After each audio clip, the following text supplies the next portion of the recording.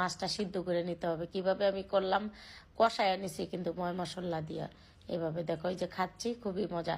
আগে পাঙ্গাস মাছ পানির ভিতরে দিয়ে দেখতো কিভাবে তেল টেল দিছি, ময় মশলা সব দিছি, সব ধরলাম। পাঙ্গাস মাছটা কষাইয়া তারপরে কইলাম আমি নুডলস দিছি। এটা আপনারা মনে রাখবেন, এইভাবে যদি রান্না করেন অবশ্যই খাইতে ভালো লাগবে। আর পাঙ্গাস মাছ দিয়ে নুডলস কারা কারা খেতে পছন্দ করো একটু কমেন্ট। হ্যালো এভরিওয়ান, আজকে আমি রান্না করব পাঙ্গাস মাছ দিয়ে, পাঙ্গাস মাছের মাথা দিয়ে নুডলস রান্না করব। এর আগে পাঙ্গাস মাছ দিয়ে নুডলস রান্না করেছিলাম, অনেকেই পছন্দ করেছ। আর পাঙ্গাস মাছ দিয়ে নুডলস কিন্তু অনেক মজা, আর আমার কাছে খুব ভালো লাগে। আজকে আমি পাঙ্গাস মাছ দিয়ে নুডলসটা রান্না করব, তোমরা সবাই দেখো। আর অবশ্যই যদি তোমরা আমার রান্না পছন্দ করো, সুন্দর সুন্দর কমেন্ট করবা, তাহলে আরও রেসিপি তোমরা পেয়ে যাবা। যাই হোক না কেন, দেখতে পাচ্ছ যে আমি সুন্দর করে ময় মশলা দিয়ে কিন্তু আমি রান্নাটা করতেছি, আর আমার রান্না অবশ্যই ভালো লাগবে, গ্যারান্টি। যাই হোক না কেন, নুডলসটা নিয়ে আসলাম, নুডলস দিয়ে এখন আমি পাঙ্গাস মাছের রেসিপিটা তোমাদেরকে দেখাবো। আমি একটু হালকা নেড়ে চেড়ে দিচ্ছি, আর একটু পরে নুডলসটা দিতে হবে, বুঝতে পেরেছি। আর পাঙ্গাস মাছটা কিন্তু অনেক মজা, একদম তাজা পাঙ্গাস মাছ, খুব ভালো লাগবে।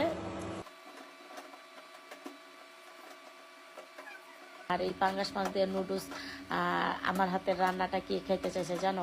পায়েল আপু, পায়েল আপু আর মাসুদ ভাইয়া চাইছে।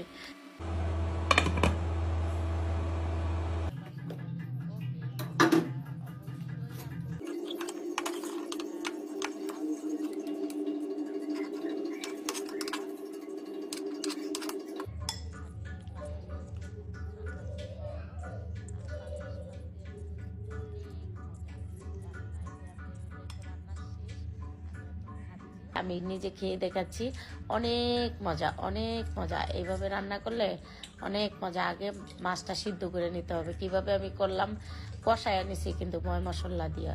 এভাবে দেখো, এই যে খাচ্ছি, খুবই মজা।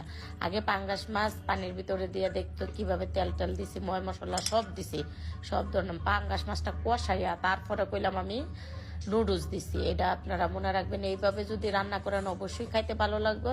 আর পাঙ্গাস মাছ দিয়ে নুডলস কারা কারা খেতে পছন্দ করো একটু কমেন্ট করে জানাবা। আর আমি কিন্তু অনেক মজার রান্না করি, সো যাদের যাদের ভালো লাগবে তারা তারা একটু ট্রাই করে দেখো আমার রান্না আসলেই কেমন হয়। সো সবাই ভালো থাকবেন, সুস্থ থাকবেন, আমার জন্য দোয়া করবেন, আর বেশি বেশি করে আমার ভিডিওগুলো শেয়ার করেন, সাপোর্ট করেন, আমার আইডিটা ফলো করেন। আর সামনে আরও ধামাকে নিয়ে আসবো ইনশাল্লাহ। সবাই আমার পাশে থাকবেন। আল্লাহ হাফেজ।